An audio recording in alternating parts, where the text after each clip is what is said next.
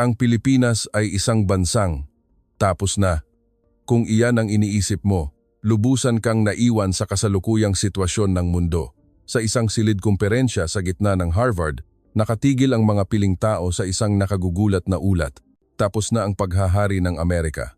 Simula ngayon wala na tayong magagawa kundi sundin ang bansang mistulang halimaw na iyon. Ang tunay na mukha ng Pilipinas na ikinagulat at ikinatatakot ng mga intelektual sa buong mundo. Bakit ang maliit na kapuluan na ito, na walang mapagkukunan at patuloy na bumababa ang populasyon, ay naging puso ng pandaigdigang pamamahala? Ito ay dahil sa isang nakakabaliw na batas ng kaligtasan na bumabaliktad sa lahat ng karaniwang kaalaman. Handa ka na ba para sa nakagugulat na katotohanan ito na ikinumpara ng mundo? Ang Pilipinas, ang pinakamisteryosong bansa sa mundo. Ang tunay na dahilan kung bakit kinatatakutan ng mundo ang Pilipinas. Sa 2025, ang hinaharap ay hindi na isang maliwanag na pangako. Pinalitan na ng artificial intelligence ang tao at sumuko na sa kanilang mga pangarap ang mga kabataan. Huminto ang growth rate at ang teknolohiya ay nasa saturation state. Sa silid-aralan ng International Political Science sa Harvard University, dahan-dahang nagsimulang magsalita si Professor Collins Johnson. Teka muna, may isang misteryosong bansa, hindi ba? Isang bansa lamang ang tumanggi sa batas na iyon. Dumilim ang ilaw at umilaw ang screen. Dahan-dahang lumutang ang isang bandila, Pilipinas. Ang silid-aralan ay tahimik, ni hindi marinig ang paghinga. Sa sandaling iyon, isang 10 segundong katahimikan ang namayani sa pagitan ng 150 mag-aaral. Muling umalingaw-ngaw ang boses ng propesor. Ito ay hindi isang milagro. Ito ay isang gawin na tinatawag lamang na Pilipinas. At ngayon, nagtatanong ang internasyonal na komunidad. Paano nabaliktad ng maliit na kapuluan ang karaniwang kaalaman ng mundo?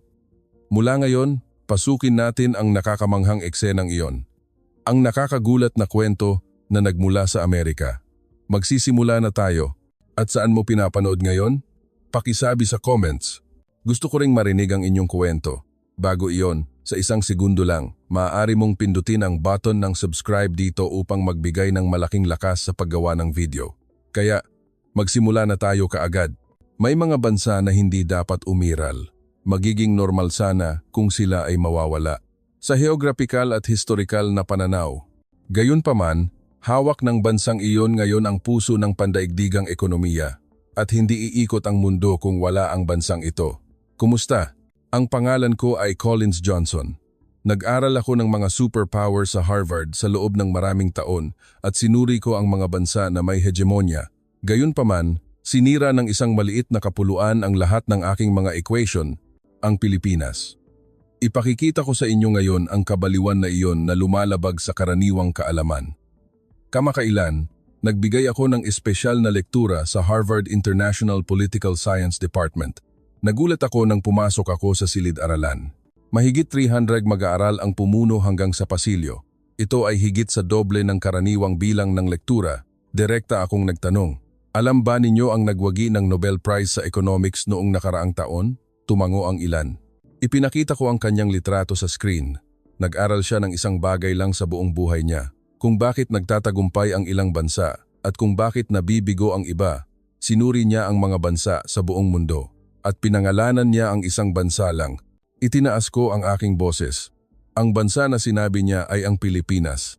Tahimik ang silid-aralan at isinulat ko sa pisara ng malaki, 3 katangian ng mga Pilipino. Sabay-sabay na kinuha ng mga mag-aaral ang kanilang mga panulat. Isinulat ko ang una, ang pinakamatatalino at kasabay nito, ang pinakamapagpakumbabang lahi. Nagtaas ng kamay si Marie, isang estudyanteng Pranses. Sa tanong kung hindi ba iyon labis na pagmamalabis, tahimik kong ipinakita ang data. Average IQ test, top class sa mundo. Nagbulungan ang mga mag-aaral, ngunit hindi pa ito tapos dito. Ang mga taong kasing talino nito ay ang pinakamasigasig din sa edukasyon sa mundo. Ang antas ng literasiya ay halos 100%. Ilang daang taon na ang nakalipas, binuo nila ang baybayin at noong panahon ng Kastila, umabot na ang edukasyon hanggang sa karaniwang tao. Ipinakita ko ang data ng college entrance rate. Karamihan sa mga mamamayan ay nakatatanggap ng mas mataas na edukasyon. Nagpakita ng pagkamangha si James, isang estudyanteng Ingles. Nagpatuloy ako. Gayunpaman, hindi ito ang lahat. Tingnan ang pangalawang katangian, isinulat ko sa pisara. Ang lahi ng mga inhinyero na mabilis, sumipsip ng teknolohiya at ginagawa itong sining ng gawaing kamay. Napakunot noo si Lee, isang estudyanteng Chino. Huminga ako at ipinakita kaagad ang data ng robotika at industriya ng materyales. Ang bahagi ng mga industrial robot na gumagana sa mga pabrika sa mundo. Ang Pilipinas ipininta ko ang numero ng malaki ay humahawak sa halos kalahati ng bahagi ng mundo. Sumigaw ang mga mag-aaral. Nagdagdag kaagad ako ng data sa human capital at service exports, mga overseas Filipino workers na mahalaga sa pagpapaandar ng mundo. Mahigit 70% sa mundo. Hindi ito una, ito ay malapit sa monopolyo. Ang industriya ng serbisyo, pangangalaga at BPO ay top class sa mundo. Determinado kong sinabi, ito ang kapangyarihan ng husay. Pinababa ko ang aking boses. Ang pinakanakakatakot ay ang pangatlo, ang sama-samang katatagan na mabilis nagkakaisa sa krisis at nagdadala ng kaayusan. Nagpakita ng pagdududa si Brad, isang estudyanteng Amerikano. Ipinakita ko ang data ng bagyong Yolanda noong 2013. Alam ba ninyo ang insidenteng ito? Halos lahat ay tumango. Noong 2013, nagdusa ang Pilipinas ng isang mapangwasak na pinsala, isang super typhoon na may malawakang pagbaha at pagkawasak. Hinulaan ng mga eksperto sa buong mundo. Guguho ang ekonomiya ng Pilipinas at magkakagulo ang lipunan. Sandali akong huminto at nagsabi. Gayunpaman, ginulat ng mga Pilipino ang mundo. Tahimik ang silid-aralan at ipinakita ko ang mga larawan ng mga lugar na sinalanta noong panahong iyon. Walang pagnanakaw, walang kaguluhan, kundi mga tao na tahimik na pumipila para sa rasyon. Mga taong tumutulong sa iba kahit na nawala ang kanilang sariling tahanan. Binigyang diin ko. Ang mga taong karaniwang mapagkumbaba ay nagpakita ng nakakagulat na kaayusan at pagkakaisa kapag dumating ang pambansang krisis. Ito ang bayanihan, ang kolektibong katatagan. Pinuri din ng mga dayuhang media ang eksenang ito. Ipinakita ko ang isang sipi mula sa isang artikulo. Ang tiyaga at pag-iintindi ng mga Pilipino ay isa sa pinakamarangal na tanawin sa kasaysayan ng sangkatauhan. Muling nagtaas ng kamay si Marie, ang estudyanteng Pranses. Profesor, ano ang mangyayari kapag nagsama-sama ang tatlong ito? Ngumiti ako. Iyan mismo ang tanong. Dahan-dahan kong nilibot ang tingin sa mga mag-aaral. Kung ang isang lahi na matalino at masipag ay nagpapataas ng kasanayan sa antas ng husay at nagkakaisa upang lutasin ang mga problema sa tuwing may krisis, ang bansang iyon ay hinding-hindi guguho. Ang Pilipinas ay ang di mawawasak na formula. Nagtanong si James, ang estudyanteng Ingles. Ngunit ang Pilipinas ay walang gaanong mapagkukunan at madalas tamaan ng likas na kalamidad, hindi ba? Tumango ako sa tanong na iyon. Tama, halos zero ang mapagkukunan. Ang mga lindol at bagyo ay dumarating taon-taon. Gayunpaman, ang tao mismo ang mapagkukunan ng Pilipinas. Ang bawat mamamayan ay isang sandata, ang bansa na may pinakamataas na kalidad ng human capital sa mundo. Sunod-sunod akong nagpakita ng data. Bilang ng mga OFW na may skilled labor, pinakamataas sa Asia. Competitive Index ng Global Service Industry, top class sa mundo. Bilang ng mga kumpanya na may 100 taon o higit pa, pinakamataas sa mundo. Binigyang diin ko, lahat ng ito ay nagmumula sa tao. Sumigaw ang isang estudyanteng Chino, ngunit hindi pa rin ito matatalo ang China sa sukat. Umiling ako sa sinabing iyon, magkaiba ang sukat at densidad. Ang buong mamamayan ng Pilipinas ay high-density human capital. Iba ang pagkakaroon ng ilang tao na skilled sa loob ng 1 bilyong tao kumpara sa pagkakaroon ng 100 milyong tao na lahat ay nasa isang tiyak na antas. Tumango ang mga mag-aaral. Ibinato ko ang huling tanong. Mga mag-aaral, bakit kaya nagkaroon ng ganyang lahi? Ang sagot ay nasa kasaysayan. Paulit-ulit na humarap ang Pilipinas sa krisis ng pagkawala. Ngunit nakaligtas ito. Ang mga pananakop ng mga Kastila, Amerikano at Hapon, ang kaguluhan ng mga digmaang panloob at ang pagbangon mula sa pagkawasak. Ang lahat ng kasaysayang ito ay lumikha ng tatlong katangian. Hindi sila makakaligtas kung hindi sila matalino at masipag. Sila ay malulula kung hindi nila mabilis na kukunin ang teknolohiya. Hindi nila mapoprotektahan ang kanilang sarili kung hindi sila magkakaisa sa tuwing may krisis. Ang instinct of survival ang lumikha sa kanila. Nagtanong si Brad, ang estudyanteng Amerikano, "Professor, ano ang mangyayari sa Pilipinas sa hinaharap?" Ngumiti ako. "Iyon mismo ang ipapakita ko sa inyo. Ipakikita ko ang patunay ngayon." Lubusang nagbago ang tingin ng mga mag-aaral. Dahan-dahan kong sinabi, "Tingnan ang kasaysayan ng Pilipinas at makikita ang sagot kung bakit sila kinailangang maging ganito." Una, magsimula tayo sa panahon ng kolonyalismo. Ang kwento kung paano nila pinrotektahan ang kanilang bansa laban sa mga pinakamalakas na imperyo sa mundo. Pigil hininga ang mga mag-aaral. Ibinato ko ang huling pangungusap. Ang Pilipinas ay isang bansa na dapat sanang nawala sa mapa. Ngunit ngayon, hindi iikot ang mundo kung wala ang Pilipinas. Ipakikita ko sa inyo ngayon ang patunay ng kamangha-manghang kabaliwan na iyon. Puno ang screen ng malawak na lupain. Tinitigan ng mga mag-aaral ang mapa. Itinuro ko ang maliit na kapuluan sa dulo ng Asya at sinabi, "Mga mag-aaral, narito ang isang bansa na himalang nagpapanatili ng kalayaan, ang Pilipinas." Nagtaas ng kamay si Marie, ang estudyanteng Pranses. "Profesor, gaano kalakas ang mga imperyong Kastila at Amerikano noong panahong iyon? Ito ang pinakamalaking imperyo sa kasaysayan na sumakop sa kalahati ng Europa na mahala sa China at umabot hanggang sa gitnang silangan." Nagpakita ng pagkamangha ang mga mag-aaral. Ang mas mahalaga ay kung paano sila nakaligtas. Nagtaas ng boses si James, ang estudyanteng Ingles. "Tinalo ba ng maliit na kapuluan na iyon ang global empire?" Tumango ako. "Tama, 2 beses nilang naitaboy ang mga ito." Isinulat ko sa pisara. Paraan ng kaligtasan, unang estratehiya, ang diwa ng pakikipagsapalaran at pagpapanatili ng kultura. Nag-focus ang mga mag-aaral. Tingnan natin ang ibang mga bansa noong panahong iyon. Ang mga bansa sa Timog Silangang Asya, sa gitnang silangan, lahat ay gumuho sa ilalim ng kapangyarihan ng kanluran. Sandali akong huminto at nagsabi, lahat sila ay mas malapit sa kanluran kaysa sa Pilipinas. Nagtaka ang mga mukha ng mga mag-aaral. Bakit ang Pilipinas lang ang nakaligtas? Nagtanong si Lee, ang estudyanteng Chino. Hindi ba ito swerte? Parang divine wind? Magandang tanong. Ngunit hindi mapoprotektahan ang isang bansa sa swerte lang. Ipinakita ko ang data ng mga revolusyonaryo tulad ni Bonifacio at Aguinaldo. Sila ay mga professionals ng pakikipaglaban.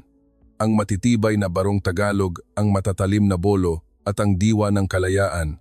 Ang pagpupursigi na ipagtanggol ang isang piraso ng lupa sa kanilang buhay. Ipinakita ko ang data ng Balangiga Massacre at ang Filipino-American War. Napadikit ang mga mag-aaral sa harap. Dumating ang isang napakalaking hukbo. Laban sa mga hukbo na may pinakabagong armas, hindi sumuko ang mga insurekto ng isang hakbang. Itinuro ko ang mga kuta at trench na itinayo sa dalampasigan. Hindi lang sila nagdarasal. Naghanda sila ng husto at hinadlangan nila ang kalaban sa baybayin. Pagkatapos ay dumating ang typhoon ng kalayaan. Hindi mangyayari ang milagro kung walang paghahanda. Tumahimik ang silid-aralan. Ang pinakamalakas na armada sa mundo noong panahong iyon ay naging biktima ng dagat ng Pilipinas. Ipinakita ko ang susunod na data. Hindi lang iyon. Lumipas ang panahon, 20 siglo, bago mag-World War II, habang ang karamihan sa mga bansa sa Asya ay naging kolonya ng mga kanluraning kapangyarihan, ang Pilipinas lang ang nagtagumpay sa pagpapanatili ng cultural identity sa gitna ng westernization. Ipinakita ko ang mga larawan noong panahon ng Commonwealth. Mga tao na nakasuot ng barotsaya at Amerikana, mga riles at mga pabrika. Sa loob lamang ng ilang dekada, umakyat sila mula sa medieval patungo sa modernong panahon. Tinatawag itong katutubong diwa, kanluraning teknolohiya. Pagpapanatili ng diwa ng Pilipino habang kinukuha ang teknolohiya ng kanluran, binigyang diin ko. Kahit na dumating ang pinakamalakas na bansa sa mundo, ang Pilipinas ay laging natututo, nagbabago at nagpoprotekta sa sarili. Nagtanong si Marie, ang estudyanteng Pranses, "Profesor, bakit ganoon kalakas ang Pilipinas?" Ibinato ko ang tanong sa pisara. Iyan mismo ang tanong. Ipinakita ko ang analysis data ng lakas ng Pilipinas. Una, ang kakayahan sa masusing pag-aaral. Kung sa tingin nila ay mabuti, mabilis nilang matutunan ang teknolohiya ng kalaban. Pangalawa, ang kakayahan na pagbutihin. Ang mga bagay na kanilang kinuha ay pinagaganda nila upang maging mas mahusay kaysa sa orihinal. Pangatlo, ang lakas ng pagkakaisa. Nagpapakita sila ng nakakagulat na pagkakaisa kapag nakataya ang bansa. Nagtanong si Brad, ang estudyanteng Amerikano, "Profesor, hindi ba iyan kuwento ng nakaraan?" Umiling ako. DNA.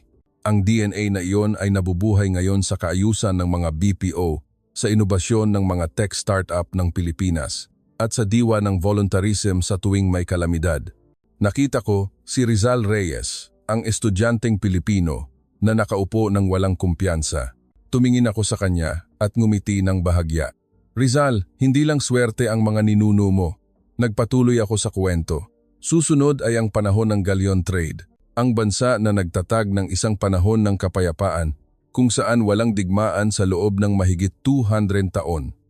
Ngayon, ipapakita ko ang patunay ng kultura at teknolohiya. Pigil hininga ang mga mag-aaral. Sinimulan ko ang kwento ng Ifugao Rice Terraces at ang Manila Galleon. Interesado ang mga mag-aaral. Isinulat ko sa pisara ng malaki ang numero, 200 taon.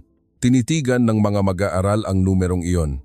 Sa kasaysayan ng mundo, bihira ang panahong nagtagal ang kapayapaan ng ganito katagal. Ipinakita ko ang mga larawan ng Intramuros at ng mga sinaunang barangay sa screen. Noong panahong iyon, ang Maynila ay isa sa pinakamalaking lungsod sa mundo.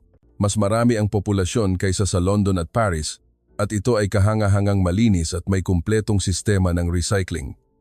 Tiningnan ko ang mga mag-aaral at nagtanong, "Alam ba ninyo ang antas ng literasiya sa Pilipinas noong panahong iyon?"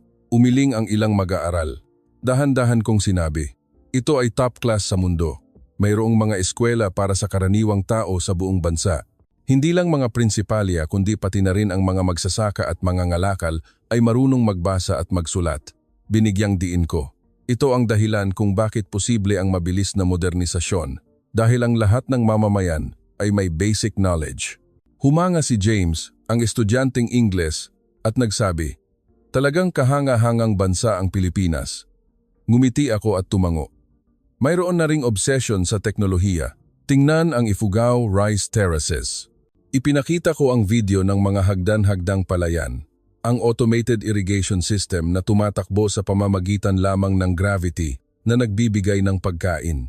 Nagpakita ng pagkamangha ang mga mag-aaral. Ito ang pinagmulan ng modernong civil engineering. Ang kaluluwa ng husay ng Pilipino ay nakumpleto na daan-daang taon na ang nakalipas. Nagtaas ng kamay si Marie, ang estudyanteng Pranses, at nagtanong, "Profesor, bakit hindi ginamit ang teknolohiyang iyon sa digmaan?" Sumagot ako, "Dahil hindi kailangan, nagsarado ang Pilipinas at pinalaki ang internal affairs at pinahinog ang kultura dahil sa kapayapaan. Ang teknolohiya ay naging sining." Muli akong sumulat sa pisara. Ang kapayapaan ang nagbago sa teknolohiya sa sining at ang sining ay naging teknolohiya ulit. Ngayon, lumipat tayo sa modernong panahon. Gusto ba ninyong makita kung paano bumangon ang Pilipinas mula sa pagkawasak? Lubusang nagbago ang tingin ng mga mag-aaral. Dahan-dahan kong sinabi, noong 1945 natapos ang digmaan at ang Maynila ay isang bundok ng abo. Gayunpaman, muling bumangon ang mga Pilipino. Ipakikita ko sa inyo ngayon ang kuwentong iyon. Ipinakita ko ang isang litrato sa screen. Maynila noong 1945, isang horizon ng pagkawasak. Walang mga gusali, nawala ang lahat. Tumahimik ang mga mag-aaral. 1945, ito ang mukha ng Maynila noong panahong iyon. Sunod-sunod akong nagpakita ng ibang mga litrato. Corregidor, Cebu, Davao, pareho ang lahat. Ang mga pasilidad ng industriya ay nawasak, walang pagkain, at ang mga tao ay nasa bangin ng kawalan ng pag-asa. Ipinakita ko ang data ng World Bank upang ipakita kung gaano kasama ang sitwasyong ekonomiko ng Pilipinas noong panahong iyon. Sinabi ng mundo na aabutin ng ilang dekada bago makabangon ang Pilipinas. Sandali akong huminto at nagsabi, "Gayunpaman, ano ang nangyari sa Pilipinas?" Ipinakita ko ang graph ng economic growth.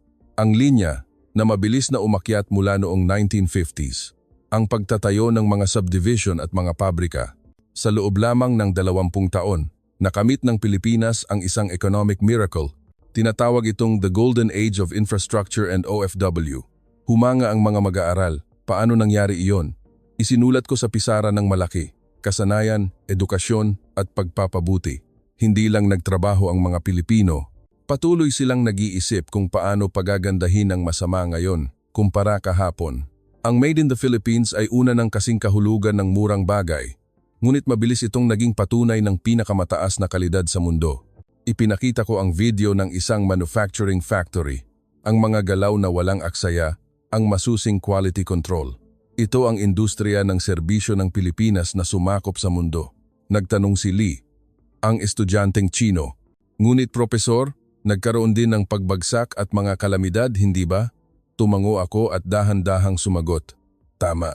Maraming pagsubok ang naranasan ng Pilipinas. Gayunpaman, dito nangyayari ang isang nakakagulat na kabaliwan. Tiningnan ko ang mga mag-aaral at nagsabi, natanto ng mga Pilipino ang isang bagay sa pamamagitan ng mga kalamidad at paghihirap, ang diwa ng kapwa.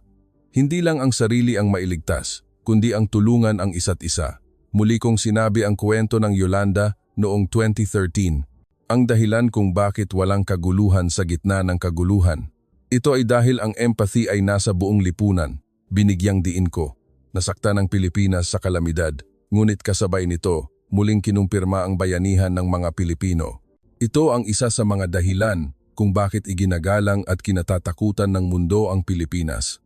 Ang mga taong ito ay hinding-hindi guguho anuman ang mangyari. Nakita ko si Rizal Reyes, ang estudyanteng Pilipino, na nakaupo ng bahagyang tuwid. Tumingin ako sa kanya at tumango ng bahagya. Susunod ay ang modernong panahon. Ipakikita ko kung nasaan ang Pilipinas ngayon sa mundo. Sa bawat larangan, materyales, service, espasyo, sining, kung anong posisyon ang mayroon ng Pilipinas. Pigil hininga ang mga mag-aaral. Dahan-dahan kong sinabi. Ang Pilipinas ay hindi na isang bansang humahabol. Ito ay isang bansa na inaasahan ng mundo. Ipakikita ko sa inyo ang patunay ngayon. Ipinakita ko ang Global Industry Map sa screen na nagpapakita ng mga larangan na hawak ng Pilipinas sa pulang kulay. BPO Services, Human Capital Supply, Global Nursing, Industriya ang Content, Aircraft Maintenance. Ang screen ay nagkulay pula. Tiningnan ko ang mga mag-aaral at nagsabi, mga mag-aaral, hindi lang ito ang nangunguna, ito ay ang hindi mapapalitang eksistensiya. Nagbigay ako ng mga kamakailang halimbawa. Kung huminto ang mga call centers sa Pilipinas, titigil ang customer service ng mundo. Kung huminto ang human resources mula sa Pilipinas, titigil ang mga ospital at pabrika sa kanluran. Ito ang posisyon ng Pilipinas ngayon. Nagpakita ng pagkamangha si Brad, ang estudyanteng Amerikano. Ang Google at Amazon ay hindi gagana kung walang husay ng Pilipino? Tumango ako. Tama. Baka ibang bansa ang gumagawa ng finished products, ngunit ang puso sa loob nito ay hawak ng Pilipinas. Lumipat ako sa kwento ng space development. Ang paglulunsad ng Diwata Satellite. Ang Pilipinas ay isa sa mga iilang bansa na makakapunta sa espasyo ng mag-isa. Ang balikbayan spirit ng pagbabalik sa bansa ay nagdulot ng global recognition. Binigyang diin ko, dahil walang mapagkukunan, pinagbuti nila ang teknolohiya. Bilang resulta, naabot nila ang isang larangan na walang makakakopya. Isinulat ko ang huling pangungusap sa pisara. Ang teknolohiya ay ipinanganak mula sa instinct of survival at naging tiwala. Mga mag-aaral, naging bansang nakabase sa teknolohiya ang Pilipinas dahil walang mapagkukunan, hindi ito pagpipilian kundi para sa kaligtasan. At ngayon, ang teknolohiyang iyon ay naging tiwala ng mundo. Hindi masisira kung gawa ng Pilipino. Hindi magkakamali kung Pilipino ang gagawa. Ang tiwalang ito ang pinakamalaking asset. Humanga si Marie, ang estudyanteng Pranses, at nagsabi, talagang kahanga-hangang kwento. Pumasok ako sa huling pagbubuod. Nag-aral ako ng international politics sa loob ng 25 taon, ngunit walang bansa na may misteryosong alindog kaysa sa Pilipinas. Nalampasan ang malalaking alon ng kasaysayan, bumangon mula sa abo, at ngayon ay isang haligi na sumusuporta sa sistema ng mundo. Pinababa ko ang aking boses, at dahan-dahang sinabi, maaaring mahirap lubusang maunawaan ang Pilipinas, ngunit kung alam ninyo ang kanilang diwa ng kapwa, ang husay ng OFW, at ang katatagan na bumabangon ng paulit-ulit, mas mauunawaan ninyo kaysa sa iba ang daloy ng puwersa na nagpapaandar sa ika-21 siglo. Huling beses kong tinapik ang pisara. Ang pag-unawa sa Pilipinas ay ang pag-unawa sa internasyonal na komunidad. Lubusang tumahimik ang silid-aralan. Isinara ko ang libro at nagsabi, "Mga mag-aaral, ito ang gusto kong bigyang diin ngayon." Tiningnan ko ang bawat isa sa mga mag-aaral at nagsabi, "Ang hindi nakikitang diwa at kultura ay mas malakas kaysa sa nakikitang mapagkukunan o teritoryo. Ang Pilipinas ay may lakas na iyon." Dahan-dahan kong sinabi ang huling salita, ang mundo ay nakatingin ngayon sa Pilipinas. Ang bansang ito na tahimik ngunit malakas, mapagpakumbaba ngunit mayabang, nagpapanatili ng tradisyon habang patuloy na nagbabago. Ngumiti ako at nagdagdag, "Sana ay pag-aralan din ninyo ang Pilipinas. Naroon ang pahiwatig para sa hinaharap." Sa sandaling iyon, pumalakpak ang isang mag-aaral at sumunod ang iba pang mag-aaral sa palakpakan. Napuno ng tunog ng palakpakan ang silid-aralan at yumuko ako at bumati. Dahan-dahang lumabas ang mga mag-aaral sa silid-aralan, ngunit lubusan nang nagbago ang kanilang tingin. Si Rizal Reyes, ang estudyanteng Pilipino, ay lumabas ng may matapang na hakbang na may mukhang puno ng pagmamalaki. Tinitigan ko ang pisara at naisip, ang pag-unawa sa Pilipinas ay ang pag-unawa sa international politics. Sigurado ako na totoo ang pangungusap na iyon. Maraming salamat sa pakikinig sa aking kuwento hanggang sa huli. Kumusta kayong lahat? Kumusta ang kuwento ngayon? Maaaring may magsabi na ito ay isang hindi kapani-paniwalang kuwento, ngunit mayroon talagang mga sandali sa buhay, hindi ba?